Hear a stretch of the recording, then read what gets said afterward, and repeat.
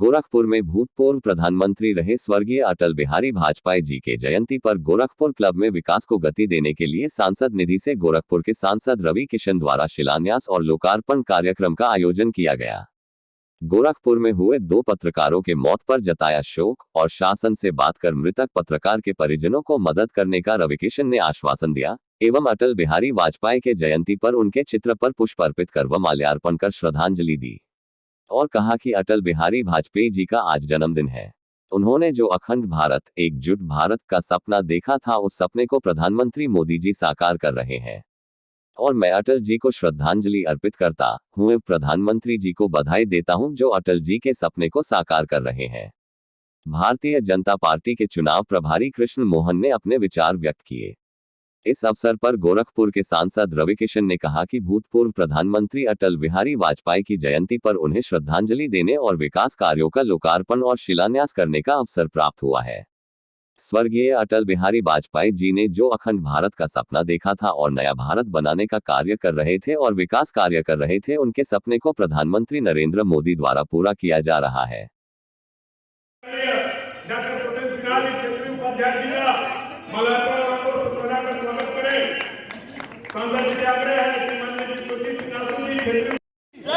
भारत माता की भारतीय जनता पार्टी जिंदाबाद जिंदाबाद, भारतीय जनता पार्टी जिंदाबाद जिंदाबाद, जय श्री राम जय श्री राम। क्या चाह रहे हो बताओ कैसे हो गया? साइड से हो गया, कहीं दिक्कत हो हम लोग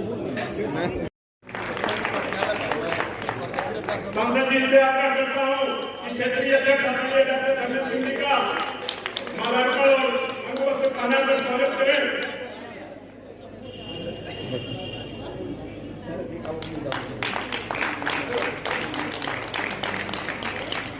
सांसद कहाँ हलवाओ विराट जी अरे नाम बोले के पड़ी और गोरखपुर का इस तरीके से विकास होगा, इस तरीके का विकास करने का काम हमारे लोकप्रिय सांसद ने किया। आज में उन्होंने जिस तरीके से अपने किए हुए कामों को हम लोगों का यहाँ से शुभारंभ किया है, हम एक एक कार्यकर्ता हम लोग चर्चा करना शुरू करें। हम लोगों के ताली बजाओ में बाप रे बाप का करूं न चलेंगे भैया। रवि जी, भारतीय जनता पार्टी के नेतृत्व के बारे में आपको बार बार बोलना पड़ेगा।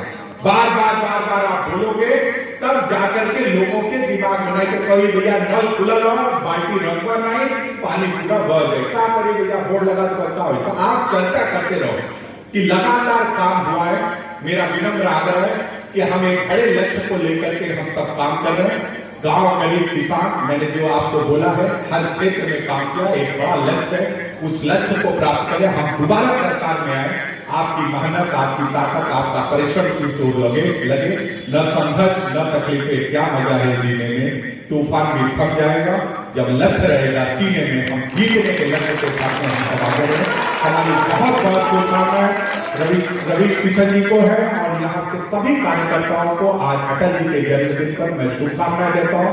हमारे मदन मोहन मालवीय जी जिन्होंने काशी विश्वविद्यालय बना, आज उनका भी जन्मदिन है, मैं उनको भी नमन करता हुआ सबको साधुवाद देता हुआ अपनी बात को विराम करता हूं।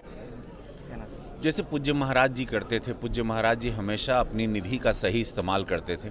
वो जनता तक, जनमानस तक जाए। जनता का पैसा केंद्र द्वारा, प्रधानमंत्री द्वारा, सरकार द्वारा जो हमको मिलता है, यहाँ की जनता को 5 करोड़ रुपए हर सालाना मिलता है, वो वहाँ पर सही मायने में जाए।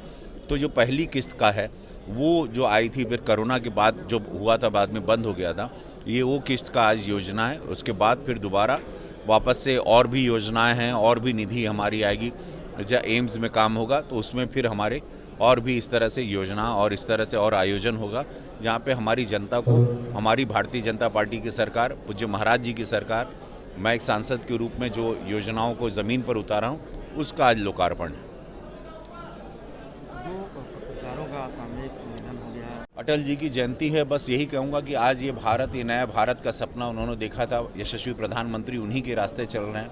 उन्होंने एक ऐसी लॉ जगाई जो पूरे विश्व में उसकी बात हुई। वो सनातन धर्म था, एक भारत था, राष्ट्र भारत था, अखंड भारत था, उसको नया भारत का स्वरूप दिया। तो मैं पूरा धन्यवाद उनको देना चाहता हूँ यशस्वी हमारे अटल जी को, और आज प्रधानमंत्री जी उसी पद चिन्हों पे चल रहे हैं। हम लोगों के गौरव थे, हम लोगों के नेता थे। आज उनकी सोच, उनके विचार कि कैसे अपोजिशन को भी सम्मान से लेके चलते थे, उनके बात विचार, उनकी बोली, उनकी शैली सीखने जैसी थी। पार्लियामेंट में बोलते थे, कभी किसी को हंसी मजाक में ही अपनी कविताओं में बड़ी बड़ी बातें कर जाते थे। उनके अंदर एक ज्वलित इंसान भी था अंदर, लेकिन उसको सौम्य चेहरे के साथ वो बोलते थे। उसमें पाकिस्तान के लिए भी एक डर रहता था, चाइना के लिए भी डर रहता था, और नए भारत को एक विश्व गुरु बनाने का भी सपना था, जिसको आज पूरा राम राज्य का सपना उन्होंने देखा था, राम मंदिर का सपना उन्होंने देखा था। आज उनकी जयंती पे मैं नमन करता हूं, और मैं सौभाग्यशाली अपने आप को महसूस करता हूं कि मैं उसी कमल चिन्ह को, जिसको उन्होंने खिलाया था, जिसको उन्होंने पालन पोषण किया, जिस कमल का, जिस चिन्ह का, निशान का, आज मैं उसी के छत के नीचे, मैं एक सांसद के कार्यकर्ता के रूप में आज देश की और अपने गोरखपुर की सेवा कर रहा हूँ।